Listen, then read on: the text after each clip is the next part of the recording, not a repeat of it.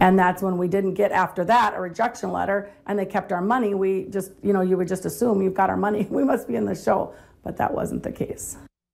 Fargo's annual street fair is just a week away, and some vendors tell us they still don't know their booth assignment. A vendor contacted our whistleblower hotline saying her application check was cashed in January.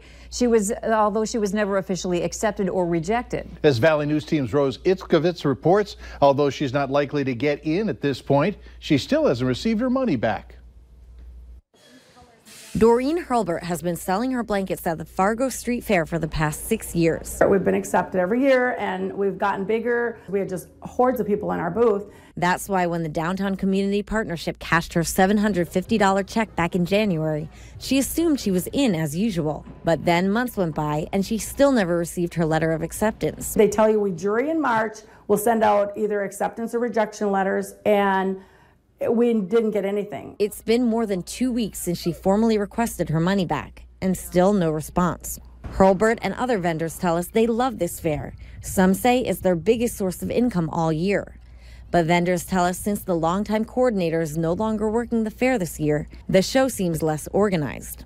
Callie Noor, who's working on her second street fair, says it's always a bit chaotic around this time. We're a small team here planning an event for 100 to 150,000 people. We appreciate everyone's patience with that. There are a lot of moving parts. Noor says any changes have more to do with the fair expanding.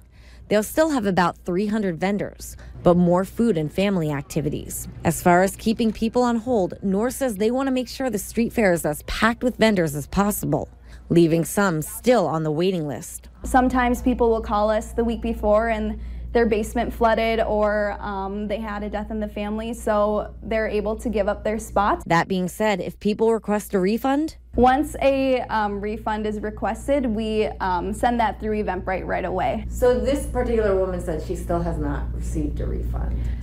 Then we'd love to hear from her, make sure that we can settle that through our office.